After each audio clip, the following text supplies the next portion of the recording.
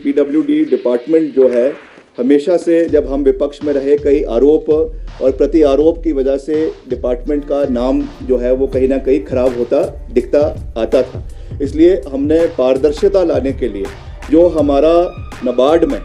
और आपका जो स्टेट हेड में जो भी कार्य प्रदेश के अंदर हो रहा है उसमें पीडब्ल्यूडी डिपार्टमेंट ये पॉलिसी लेकर आएगी कि एक ठेकेदार को केवल 2 काम दिए जाएंगे। पीडब्ल्यूडी मिनिस्टर के अनुसार हिमाचल में अब साल भर में एक ठेकेदार को 2 ही ठेके देगा विभाग। ग्लोबल टेंडर के जरिए अब बाहरी राज्यों व देशों की कंपनी भी ले सकेगी पीएमजीएसवाई के काम। मंत्री के अनुसार पीडब्ल्यूडी का नाम खराब होने के चलते सुक्खू सरकार कर रही है पुरानी व्यवस्था में परिवर्तन।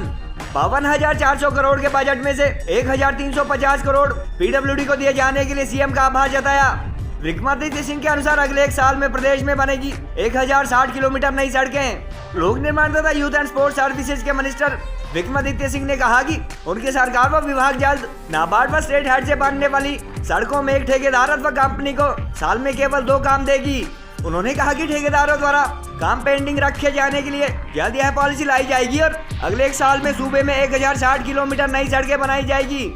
पीडब्ल्यूडी मिनिस्टर के अनुसार प्रधानमंत्री ग्राम सड़क निर्माण योजना में प्रदेश के ठेकेदारों के अलावा बाहरी राज्यों तथा देशों के ठेकेदार अथवा कंपनी भी काम ले सकेगी और एनएच अथॉरिटी की तरह पीडब्ल्यूडी भी अब ग्लोबल टेंडर करवाएगा। उन्होंने कहा कि लोक निर्माण विभाग का नाम खराब होने के चलते प्रदेश की कांग्रेस तथा सुक्खू सरकार द्वारा यह व्यवस्था परिवर्तन किया जा रहा है और इससे न केवल सड़कों जैसे विभिन्न निर्माण कार्य स्पीड अप होंगे बल्कि गुणवत्ता में भी सुधार होगा। विक्रमादित्य सिंह ने वर्तमान प्रदेश सरकार के ग्रीन बजट की सराहना करते हुए कहा कि प्रदेश के 6 एनएच व स्टेट हाईवे को ग्रीन कॉरिडोर के रूप में विकसित किया जा रहा है और इन सड़कों पर जगह जगह ई वाहनों के लिए चार्जिंग स्टेशन स्थापित किए जाएंगे। प्रदेश सरकार के पहले बजट में पीडब्ल्यूडी को 1,350 करोड़ का हिस्सा जारी करने के लिए उन्होंने मुख्यमंत्री सुखविंदर सुक्खू की सराहना की और 31 मार्च 2026 तक उनके हिमाचल को ग्रीन एनर्जी स्टेट बनाए जाने के संकल्प को भी दोहराया। आपने 1 लाख सरकारी क्षेत्र में एक और लाओ चेयर।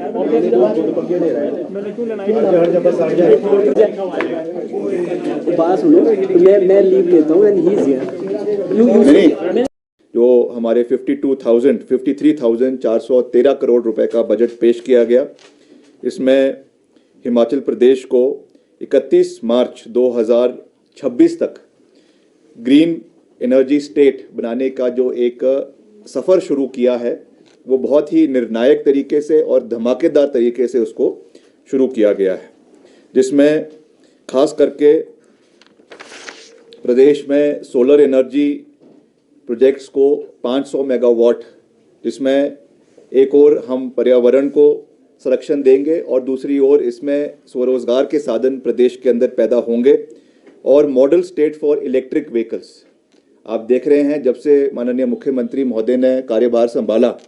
जहां तक वो और बातों के बारे में विस्तार पूर्वक बात कर रहे थे, उन्होंने हमेशा एम्फेसिस जो है वो प्रदेश में ग्रीन स्टेट के मुतलक ग्रीन कॉरिडोर्स प्रदेश के अंदर बनाने की बात करी थी। और उसमें फर्स्ट फेज में 6 national and state highways will be developed as green corridors for electric vehicles. इसमें जो हमारे 4 लेनिंग के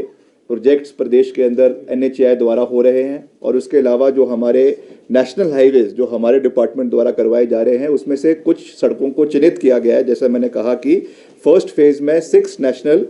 एंड स्टेट हाईवेज को इसमें चिन्हित किया गया है, जिनको इलेक्ट्रिक कॉरिडोर्स के रूप में वहाँ पर स्पेसिफाइड पीरियड के बाद जो है चार्जिंग स्टेशंस लगाए जाएंगे। और इस कॉरिडोर में जो है वो आपके जो बसेस या ट्रक्स की फ्लीट चलेगी, उन पे जो वैसे तो सब्सिडी जो देने की बात की गई है 50% subsidy on truck and bus operators जो है वो 50% दी गई है with a maximum capping limit of 50 lakh rupees. और ये जैसा मैंने कहा कि इसमें से 2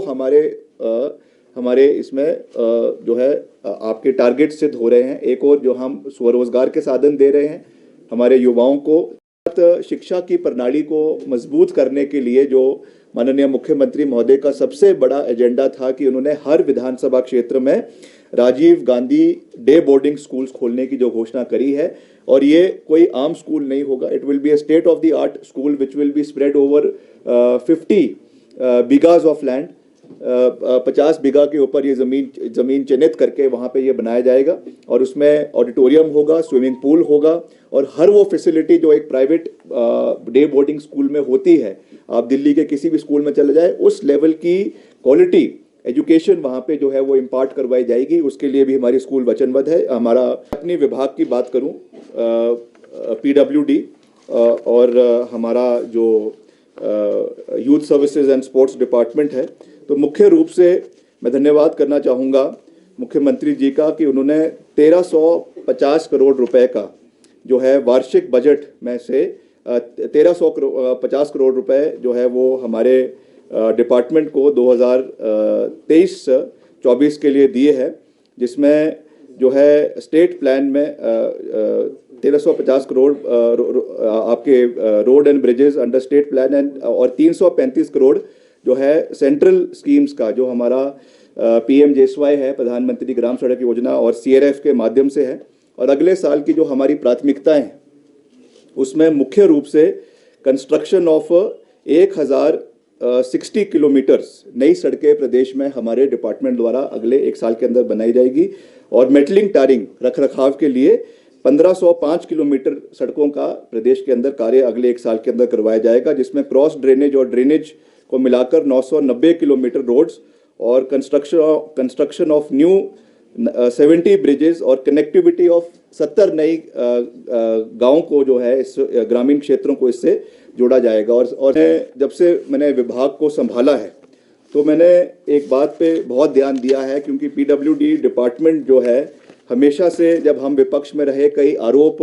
और प्रति आरोप की वजह से डिपार्टमेंट का नाम जो है वो कहीं ना कहीं खराब होता दिखता आता था। इसलिए हमने पारदर्शिता लाने के लिए डिपार्टमेंट में ये निर्देश अपने डिपार्टमेंट को दिए हैं कि जितने भी कार्य, एक तो मैंने कल विधानसभा के अंदर ही कहा है एक प्रश्न के जवाब में, कि जो हमारा नाबार्ड में और आपका जो स्टेट हेड में जो भी कार्य प्रदेश के अंदर हो रहा है, उसमें PWD डिपार्टमेंट ये पॉलिसी लेकर आएगी कि एक ठेकेदार को केवल 2 काम दिए जाएंगे, और जब तक वो कार्य पूरे नहीं होते उनको तीसरा काम प्रदेश के अंदर नहीं दिया जाएगा, जिससे एक गति जो है वो धीमी पड़े हुए विकास कार्यों में जो आ गई थी वो उसको हम गति दे सके। और दूसरा, क्योंकि अक्सर ये देखा जाता है कि प्रदेश स्तर के ठेकेदार ही इन कामों को ले लेते हैं, और जो एक जो यूनिफॉर्मिटी और एक जो नए टेक्नोलॉजीज की यूटिलाइजेशन जो ज़मीन स्तर पे होनी चाहिए वो हमको नहीं दिख रही थी। इसके लिए भी हमने ये निर्देश दिए हैं कि प्रधानमंत्री ग्राम सड़क योजना में जो अब नए मेटलिंग का कार्य शुरू होगा, जिसके बारे में अभी मैंने आपको बात कही, अपग्रेडेशन का शुरू होगा, उसमें हम सर्कल वाइज जितने हमारे सर्कल्स हैं PWD के, उसमें क्लस्टर्स बनाए जाएंगे, और उसमें जो भी कार्य इनमें होगा वो ग्लोबल टेंडरिंग के हिसाब से होगा, जिसमें अंतर्राष्ट्रीय स्तर पे या राष्ट्रीय स्तर पे जिस तरीके से आपके 4 लेनिंग के लिए national highways authority of India द्वारा ग्लोबल टेंडर्स लगाए जाते हैं, इन द सेम कॉन्टेक्स्ट उसको प्रदेश के अंदर हम लागू करेंगे, ताकि विश्व भर से या देश भर से कोई भी इसमें पार्टिसिपेट कर सकता है। पारदर्शिता भी रहेगी, यूनिफॉर्मिटी रहेगी, और समय रहते हुए जो है इसमें कार्य पूरा होगा। ये हमारी एक सोच है, जिसके लिए मैंने मुख्यमंत्री जी से भी निवेदन किया है।